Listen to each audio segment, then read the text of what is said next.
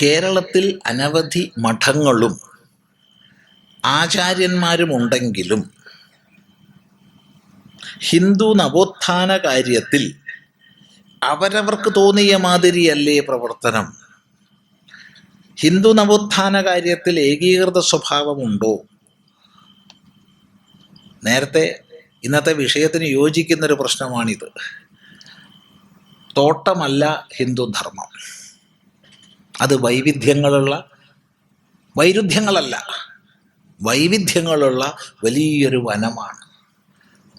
അവിടെ വ്യത്യസ്തങ്ങളായ സമ്പ്രദായങ്ങൾ, വ്യത്യസ്തങ്ങളായ ആരാധനാ രീതികൾ, വ്യത്യസ്തങ്ങളായ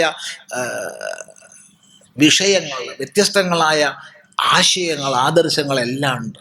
ഇതെല്ലാം ചേർന്നതാണ് ഹിന്ദുധർമ്മം. അദ്വൈതമുണ്ട്, ദ്വൈതമുണ്ട്, വിശിഷ്ടദ്വൈതമുണ്ട്, ഇനിയും അനവധിയുണ്ട്. ശൈവമുണ്ട്, വൈഷ്ണവമുണ്ട്, ശാക്തേയമുണ്ട്, ഗാണപത്യമുണ്ട്, സൗരമുണ്ട്, സ്കാന്തമുണ്ട്, ഇനിയും അനവധിയുണ്ട്. ഇതെല്ലാം ചേർന്നതാ. വിവിധതകളെ ഒരിക്കലും വിരുദ്ധതയായി കാണാത്ത രീതിയാണ്.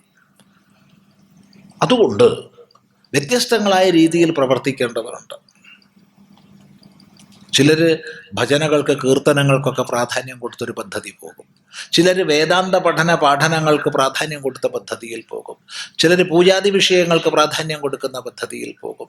ചിലർ ആതുര സേവനത്തിൻ്റെയും മറ്റും പദ്ധതിയിൽ പോകും. ഇങ്ങനെ വ്യത്യസ്തങ്ങളായ മാർഗങ്ങൾ. ചിലർ യമനിയമ, ആസന, പ്രാണായാമ, പ്രത്യാഹാര, ധാരണ, ധ്യാന ആദി പദ്ധതിയിൽ പോകും. അങ്ങനെ വ്യത്യസ്തങ്ങളായ മാർഗങ്ങളിൽ പോകും.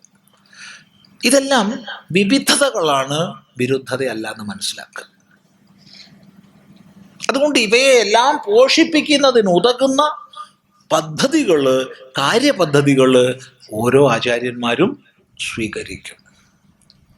അതുകൊണ്ട് നമ്മൾ കാണുന്ന അല്പമായതിനെ മാത്രം നോക്കിക്കൊണ്ട് മറ്റുള്ളതിനെ വിലയിരുത്താൻ പോകാതെ അതെല്ലാം ചേർന്നിട്ടാണ് ഹിന്ദുധർമ്മമാകുന്ന മഹാസാഗരത്തിൻ്റെ നിലനിൽപ്പും വികാസവും എന്ന് മനസ്സിലാക്കുക.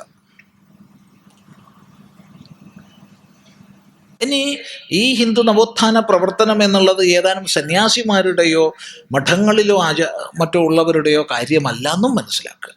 നമ്മൾ ഓരോരുത്തരും അതിൽ പങ്കാളികളാണ്. ഓരോരുത്തരും നമ്മുടെ വാക്കുകൾ, നമ്മുടെ പ്രവൃത്തികൾ, നമ്മളെ ഇടപഴകലുകൾ എല്ലാം ആ ഒരു ഏകതയെ ഊട്ടിയുറപ്പിക്കും പ്രകാരമായിരിക്കണം. പിന്നെ ഇത്രയ്ക്ക് മഹിതമായൊരു ലക്ഷ്യത്തെ ഉൾക്കൊണ്ടുകൊണ്ടാണോ എല്ലാവരും പ്രവർത്തിക്കുക?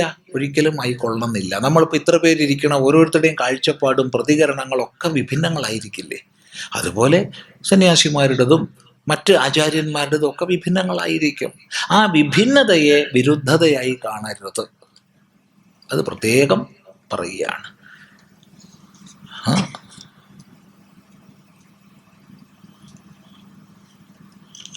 അത് പ്രത്യേകം ശ്രദ്ധിക്കുക.